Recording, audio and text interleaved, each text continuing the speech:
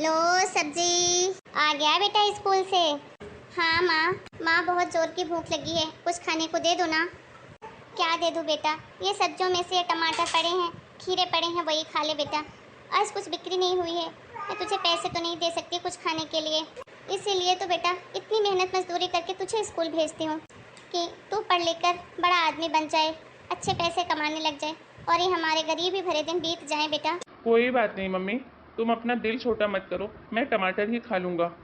क्या करूं बेटा, जब से तेरे पापा हमें छोड़ के चले गए अकेली सारी जिम्मेदारी मेरे कंधों पर आ गई है। एक तो आंखों से अंधी, कर भी क्या सकती हूँ। मुझे माफ कर दे बेटा, मैं तुझे एक अच्छी जिंदगी नहीं दे पा रही हूँ। बहुत बुरी माँ हूँ मैं तेरी। नहीं माँ, आप ऐसा क्यों बोल रही हो? आप दुनिया की सबसे अच्छी माँ हो। और अंधा लंगड़ा लूला बनाना तो ये भगवान के हाथ में होता है ना माँ। मुझे आपके जैसी मेहनती माँ मिली है जो अंधी होने के बाद भी इतना मेहनत करके मुझे पढ़ा लिखा रही है। और क्या चाहिए माँ? तू चिंता मत कर माँ, मैं पढ़ लिख कर एक दिन बहुत बड़ा आदमी बनूंगा और फिर तुझे कभी भी कोई काम करने की ज़रूरत नहीं पड़ेगी। हाँ बेटा, भगवान करे ऐसा ही हो, मेरा बेटा एक दिन खूब नाम कमाए। माँ, स्कूल में फीस भी जमा करनी है। टीचर ने बोला है कि अगर 2 दिन में फीस जमा नहीं करी तो स्कूल से नाम काट देंगे। ठीक है बेटा, तू चिंता मत कर, मैं कुछ भी करूँगी, कैसे भी करके तेरे स्कूल की फीस में जमा कर दूँगी। तुझे पढ़ना है बेटा, तुझे पढ़ना है। ठीक है माँ। माँ, आप थोड़ी देर आराम कर लो, तब तक मैं ठेला देखता हूँ।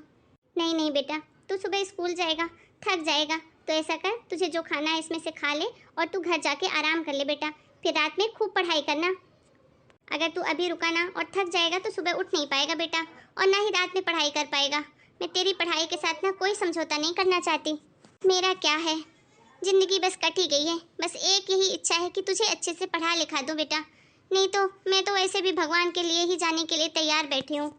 नहीं माँ, ऐसा क्यों बोलती हो? अभी तुझे अच्छे दिन भी देखने हैं, जब मैं नौकरी करूँगा तब। चल चल, ठीक है, अभी तू अब बस घर जा और जाके पढ़ाई कर बेटा। ठीक है माँ। बच्चों, सबकी स्कूल की फीस जमा हो गई? मेरी नहीं हुई है सर, आज मम्मी आएगी जमा करने। ठीक है, और होमवर्क का कर लिया आप लोगों ने? नमस्ते सर। आप कौन? सर, मैं रोहित की मम्मी हूँ। फीस जमा करने आई थी सर। मेरा बेटा कैसे पढ़ता है, पढ़ाई करता भी है कि नहीं? सर, मैं बहुत मेहनत करती हूँ, सब्जी का ठेला लगाती हूँ और एक एक पैसा जोड़कर अपने बेटे की फीस जमा करती हूँ। तो सर, आप ध्यान देना, मेरा बेटा पढ़ने में होशियार निकले। ठीक है माता जी, आपका बेटा पढ़ने में बहुत होशियार है, आप चिंता मत करो, आपकी मेहनत का फल जरूर मिलेगा आपको। ठीक है साहब, चलती हूँ मैं। जी जी। क्यों बे, ये तेरी माँ है? एक तो अंधी, ऊपर से सब्जी बेचती है तेरी माँ। मेरा घर देखा है तूने? मेरे मम्मी पापा को, कितने हाई क्लास लोग हैं, और कहाँ तू और तेरी माँ। चुप कर तू, नहीं तो तेरा मुंह तोड़ दूंगा मैं। क्या हो रहा है? तुम दोनों क्या आपस में बातें कर रहे हो? बातें बंद करो दोनों और पढ़ाई पे ध्यान दो, नहीं तो क्लास के बाहर कर दूंगा। माँ। अरे आ गया बेटा तू? अरे बेटा, आज जरा काम पे भी नहीं जा पाई, तबीयत थोड़ी ठीक नहीं लग रही। तेरे स्कूल से आई, बहुत थकान हो रही थी बेटा। माँ, वो सब छोड़ो, पहले ये बताओ कि तुम मेरे स्कूल क्यों आई थी? मुझे पैसे नहीं दे सकती थी फीस जमा करने के लिए? पता है तुम्हें मुझे कितनी शर्मिंदगी हुई वहाँ तुम्हें देखकर? मेरे क्लास के सारे बच्चे मेरा मजाक उड़ा रहे थे, अंधी माँ, भिखारिन माँ, सब्जी वाली माँ, पता नहीं क्या क्या बोल रहे थे। अरे बेटा, तो क्या करूं, अब जैसी भी हूँ तो तेरी माँ ही ना। तू बस अच्छे से पढ़ाई कर बेटा, लोगों का क्या है, बुरा नहीं मानते लोग, तो कुछ भी कहते हैं। तू पढ़ लिख कर जिस दिन बड़ा आदमी बन जाएगा ना, सब लोग सारी बातें भूल जाएंगे। हाँ, मैं तो अब बड़ा आदमी बनकर ही रहूँगा। अब तुम्हें बड़ा आदमी बनकर दिखाऊंगा, ताकि इस अंधी माँ से मुझे छुटकारा मिले और मेरे नाम के साथ ये मजाक का जो नाम जुड़ा हुआ है ना, उससे भी मुझे मुक्ति मिली, भिखारन और अंधी का। अरे माँ, तुम यहाँ बैठी हो, मैं कहाँ कहाँ तुमको ढूंढ के आया हूँ। हाँ बेटा, मंदिर गई थी तेरे लिए दुआ करने। तूने कहा था ना तूने नौकरी के लिए कहीं इंटरव्यू दिया है, भगवान करे तेरा सिलेक्शन हो जाए, बस यही दुआ करने गई थी मंदिर। हाँ माँ, मेरा सिलेक्शन हो गया है और मुझे शहर बुलाया है नौकरी करने के लिए। शहर? बेटा, मैं यहाँ अकेले कैसे रहूंगी, तू ही तो मेरा सहारा है। अरे तू चिंता क्यों करती है माँ, मैं जाऊँगा नौकरी करूँगा और जब मुझे पैसे मिलने लगेंगे तो मैं तुझे भी अपने साथ ले जाऊँगा। तुझे गांव में रहने दूंगा क्या मैं? बस थोड़े दिनों की ही बात है माँ, तू कैसे भी जिंदगी गुजार ले। ठीक है बेटा, तेरी खुशी के लिए तो मैं कुछ भी कर सकती हूँ। अरे यहाँ की बदनामी कम थी क्या, जो मैं इस बुढ़िया को, अंधी को शहर लेकर जाऊँ, वहाँ मैं अपनी एक अच्छी जिंदगी बिताऊंगा, कभी लौट के नहीं आऊँगा इस गांव। हे भगवान, मुझसे क्या गलती हो गई जो मेरा बेटा इतने महीनों का गया हुआ है, कभी लौटकर मुझे देखने तक नहीं आया।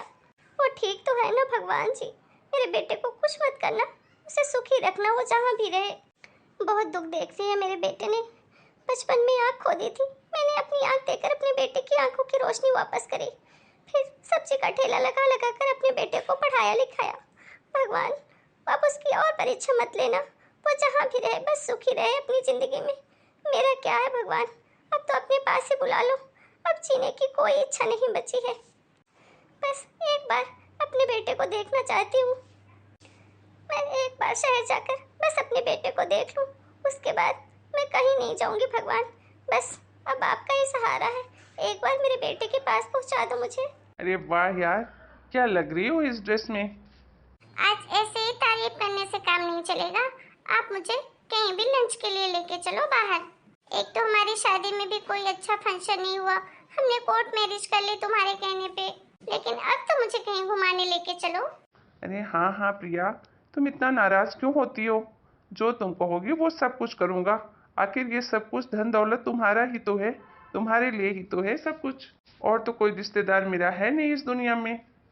अब जो कुछ हो बस तुम ही हो। अब सर रोहित जी का घर यही है क्या? जी, आप कौन? और ये बिना पूछे घर के अंदर कैसे आ गई आप? तुम कौन हो बेटा? मैं रोहित की पत्नी हूँ। बोलिए, क्या काम है रोहित से और कौन है आप? अरे कोई नहीं प्रिया, बाहर नेम प्लेट पे नेम पढ़ लिया होगा इस बुढ़िया ने, मैं नहीं जानता इसको कौन है। पता नहीं कहाँ कहाँ से अंधे लूले लंगड़े उठ के आ जाते हैं प्लीज पैसे मांगने। ए बुढ़िया, चलो निकलो यहाँ से। माफ करना बेटा, मुझे लगा कि मेरे बेटे रोहित का घर है ये। अंधी हूँ ना, दिखाई तो देता नहीं है। यहाँ कोई तुम्हारा बेटा नहीं रहता है, अब निकलो यहाँ से और दोबारा इस घर में कदम मत रखना, समझी। माफ करना बेटा, गलती हो गई, अब मैं कभी भी वापस नहीं आऊंगी। अच्छा हुआ अंधी है, वरना यहाँ भी मेरा पीछा नहीं छोड़ती। मेरी सोसाइटी में कितनी बदनामी होती अगर लोगों को पता चलता कि ये अंधी गंदी औरत मेरी माँ है। आप चलें? हाँ हाँ, क्यों नहीं। हे राम, हे भगवान, अब बुला लो अपने पास। अब जीने की कोई इच्छा नहीं है प्रभु। मैंने मेरे बेटे के लिए एक चिट्ठी रख दी है, अगर कभी वो इस घर में आएगा तो पढ़ लेगा, उसे भी सच जानने का हक तो आखिर है ही। हे राम। कितने सालों बाद अपने गांव आया हूँ, माँ भी पता नहीं कहाँ होगी, उसके बाद तो कभी कहीं दिखी नहीं। घर जाके देखूं क्या कैसी है। हाँ, एक बार चुपके से देख आता हूँ, वैसे भी माँ तो अंधी है, उसे क्या पता चलेगा कि मैं आया हूँ। माँ, माँ को क्या हुआ। अरे माँ तो मर गई, और ये क्या चिट्ठी छोड़ के गई है माँ, क्या लिखा है इसमें। मेरे प्यारे बेटे रोहित,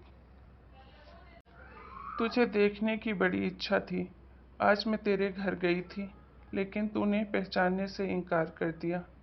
भले ही मैं अंधी हूँ बेटा, लेकिन तेरी माँ हूँ, तेरी आहट पहचान लेती हूँ मैं।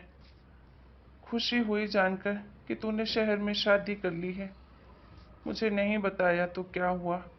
बेटा, तुझे एक सच बताने के लिए ये चिट्ठी लिख के जा रही हूँ, क्या पता कभी तुझे इस माँ की याद आए और तू घर वापस आए। बेटा, अभी तक मेरे अंधे होने का तूने बहुत खामियाजा भुगता है, सब लोगों ने तुझे मजाक बनाया था, लेकिन बेटा मैं जन्म से अंधी नहीं थी। जब तू छोटा था ना, एक एक्सीडेंट में तेरी दोनों आंखों की रोशनी चली गई थी। मैं क्या करती, पैसे तो इतने थे नहीं मेरे पास कि तेरा इलाज करवाती, इसलिए मैंने मेरी दोनों आंखें तुझे दे दी कि मेरा तो बुढ़ापा है, कट ही जाएगा, तुझे पूरी ज़िंदगी अभी पड़ी है, तुझे पूरी ज़िंदगी देखनी है। मैं मेरे हाथ आँखों से तेरे जरिए पूरी ज़िंदगी देखना चाहती थी तेरी। तू भले ही अपनी इस अंधी माँ से पीछा छुड़ा के शहर चला गया हो, लेकिन बेटा मेरी आंखें हमेशा तेरे साथ ही रहेंगी। क्या माँ मेरी वजह से अंधी हुई थी?